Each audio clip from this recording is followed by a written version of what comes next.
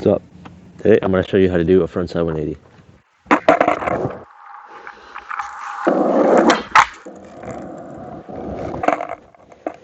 Okay, so frontside 180s are the trick that all of my friends know me for, because I seem to do on every single drop. When everybody's doing all these down drops, I'm doing the 180s instead. And I think because of that, I can show you guys how to do a little 180. So, first of all, before you even think about doing a frontside 180, make sure you have decent ollies.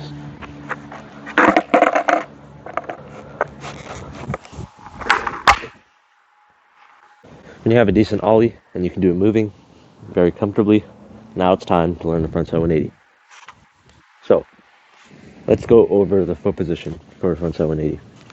So, as a guideline, I'd say set up in the ollie foot position, whatever you ollie with. I ollie with my foot, front foot right below the bolts, back foot right in the middle of the tailish. And now what I do for 180 can be a little bit different from what most people do.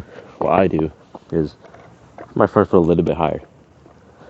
I kind of cover the first set of bolts up towards the nose. I cover those bolts. I hang my toe off, like the tip of my shoe off just a little bit. My back foot's in the pocket, heel side pocket of the tail. And I have it there so I can get the nice scoop motion. Helps me rotate a little bit. Now a lot of people will say, don't do that. You put your front foot below the bolts, put your back foot in the middle of the tail, ollie, and then turn. Now, that's great. You can do it that way if you want, but for this tutorial specifically, I'm going to teach you how to do it my way. And I do it all in one motion. I don't really do an ollie and then turn. I just do a whole scoop and turn. That's what it seems like to me, at least. So, once you get your foot position down, where you're comfortable, now you can start trying them. And I recommend learning them moving. This is not a trick that's easy to do stationary. I mean, you can do it stationary. I think it helps to have momentum. Helps you get the rotation around, and it helps you roll away.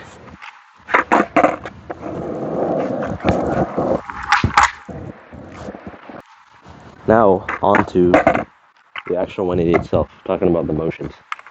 So, essentially, what a 180 is it's like an ollie with the turn, like I said before, ironically.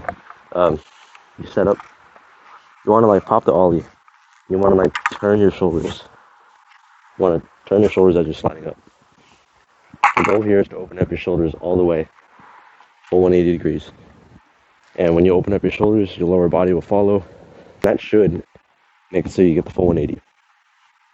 Well, that's all there is to the 180, really. But there's some problems that I see, some common problems. Now, a really common problem I see is just you're not getting all the rotation. This is a problem I had when I was learning them, and it looks something like this. Something like that.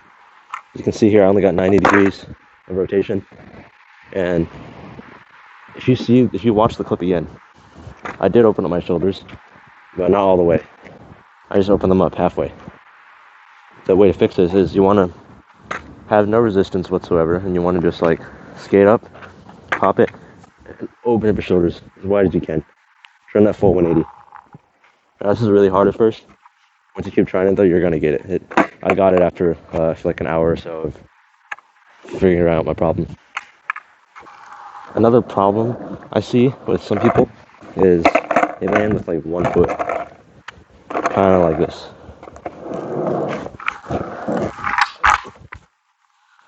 As you can see here, my back foot fell off, my front foot stayed on the board, and the easiest way to explain that is I'm just not committing.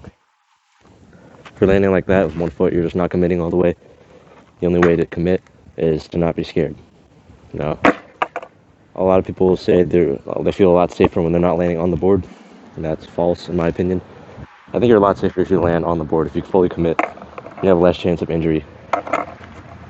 So you really just gotta trust yourself. Just whip it out and commit. The sooner you commit, the sooner you'll be able to land it. Now, a lot of people will try to learn this trick Fakie first because they think it's easier to get the pop and the rotation together. And I can kind of see why, I guess.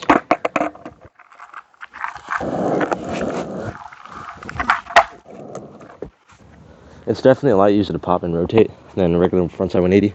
But that's because when you're rolling fakie, you're rolling in the direction of the pop. So it's a lot easier to get the pop and the rotation. But they kind of feel different from regular 180s because of that. Like, just because you can fakie 180, I don't think that means you can regular 180. They feel really different. So you can try to learn fakie 180s first if you want. It'll probably help a little bit. But to me, fakie 180s and regular 180s, they just feel a little too different. You're not rolling away the same way. You're not popping the same with the same weight distribution. They're just a little different. It's up to you though. So you have the 180 down. You have them really good on flat. You can get them at a decent speed. Now it's time to take them down stuff. Kind of like this.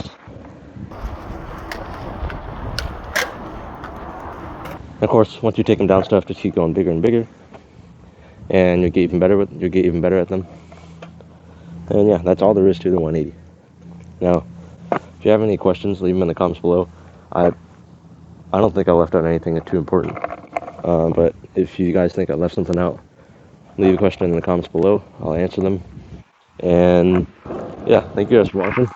We will see you in the next video.